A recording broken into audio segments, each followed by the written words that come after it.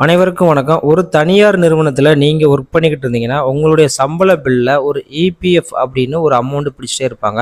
அது பிகினர்ஸ்க்கு என்னென்னு தெரியாது. அதை பற்றி ஒரு தெளிவான புரிதல் உங்களுக்கு சொல்கிறேன்.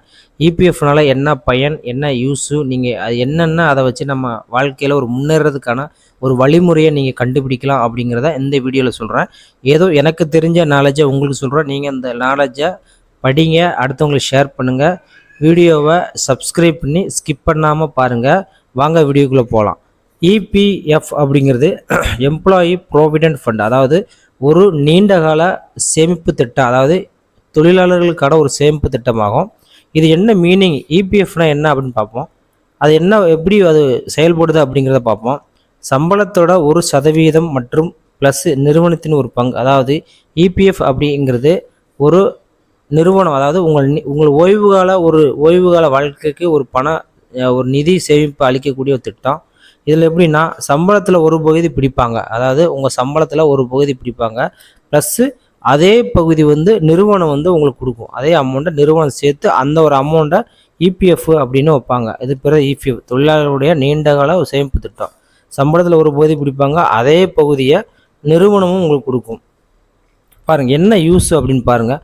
கட்டாய சேமிப்பு, அதாவது மனிதர்களுக்கு சேமிப்பு பண்ணுற பழக்கமே சரியாக இருக்காது. ஆனால் நீங்கள் இபிஎஃப்பில் கட்டாய சேமிப்பு, அதாவது நீங்கள் வேலைக்கு போனாலே உங்களை சேமிக்க சொல்லி அவங்களே ஆட்டோமேட்டிக்காக சேமிப்பை ஸ்டார்ட் பண்ணி விட்ருவாங்க. அது பெரிய யூஸ். நீங்களே விரும்பாட்ட கூட பரவாயில்ல, ஆனால் உங்களுக்கான ஒரு பணம் சேர்ந்துக்கிட்டே இருக்கும். கட்டாயம் பாருங்கள். தானாகவே பிடித்தம், நீங்கள் பேசிலிப்பு வந்த உடனே உங்கள் அமௌண்ட்டில் பிடிக்க ஆரம்பிச்சிடுவாங்க. நீங்கள் சொன்னாலும் சரி சொல்லாட்டாலும் சரி பேமெண்ட் அதில் பிடிச்சிட்டே தான் இருப்பாங்க. மாதம் பிடிப்பு, ஒவ்வொரு மாதம் நீங்கள் பே ஸ்லிப் வாங்கும்போது உங்கள் சம்பளத்துலேருந்து ஒரு பகுதியை பிடிச்சிருவாங்க. அதே ஈக்குவலுக்கு அந்த கம்பெனியும் உங்களுக்கு ஒரு அமௌண்ட்டை கொடுக்கும். ரெண்டும் சேர்த்து நல்ல அமௌண்ட். ஒரு எக்ஸாம்பிள் பாருங்கள். நீங்கள் உதாரணம் பாருங்கள், நீங்கள் ஒரு 3000 சம்பளத்தை பிடித்தம் செய்தால், அதாவது உங்கள் சேலரியில் ஒரு 3000 பிடிச்சாங்கன்னா உங்கள் கம்பெனி ஒரு 3000 கொடுக்கும். சரியா? இது மொத்தம் எவ்வளோ ஆச்சு? 6000. இந்த 6000 உங்களுக்கு அந்த மாதத்திற்குரிய இபிஎஃப், அதாவது எம்ப்ளாயி ப்ராவிடென்ட் ஃபண்டாக மார்க் பண்ணி வைப்பாங்க. அந்த 6000 உங்கள் அமௌண்ட்டில் சேர்ந்துடும். இதுதான் இபிஎஃபோட ஒரு பெஸ்ட்டு, ஒரு முக்கியமான நன்மை கூட. அதுக்கு பொறுத்து பாருங்கள், வட்டி வருமானம். அதாவது பாருங்கள், இதில் எப்படி ஒரு இன்க்ரீஸ் ஆகிட்டே இருக்குது, உங்களுடைய நீண்டகால சேமிப்பு எப்படி இன்க்ரீஸ் ஆகிட்டே எப்படி பார்ப்போம். அரசு அறிவிக்கும் வட்டி. இபிஎஃப்க்கு அரசு வருடம் ஒரு வட்டி விகிதத்தை அறிவிக்கும். அதாவது வட்டி குறையாதுங்க, கூட்டிகிட்டே தான் போகும். அதாவது பணவீக்கம், பணம் சம்மந்தமான ஒரு செய்திகளில் அரசு ஒரு வட்டி அறிவிக்கும். அந்த வட்டி தான் வருஷம் ஃபாலோ பண்ணுவாங்க. உங்கள் பிடித்த பணத்திற்கு அந்த மதிப்புடைய வட்டி தான் கணக்கிடப்படும். அதுபோல் பாருங்கள், காம்பவுண்ட் இன்ட்ரெஸ்ட் இதாங்க முக்கியம். நீங்கள் இபிஎஃப்ல இப்போ கவர்மெண்ட் ஸ்கீம்லாம் காம்பவுண்ட் இன்ட்ரெஸ்ட் தான், அதாவது முதலீடு பண்ணிங்கன்னா ஒரு வட்டி கிடைக்கும். இது ரெண்டும் சேர்ந்து மறுபடியும் முதலீடு பண்ணுவாங்க, மறுபடியும் வட்டி கிடைக்கும். இது ரெண்டும் சேர்ந்து மறுபடியும் முதலீடு பண்ணுவாங்க. அதாவது வட்டிக்கு மேலே வட்டி, காம்பவுண்ட் இன்ட்ரெஸ்ட். அதனால் உங்கள் இபிஎஃப் பணம் நீங்கள் பிடிக்க அது பெருகிட்டே இருக்கும். வட்டிக்கு வட்டி, மறுபடியும் அந்த வட்டி முதலீடாக பண்ணுவாங்க.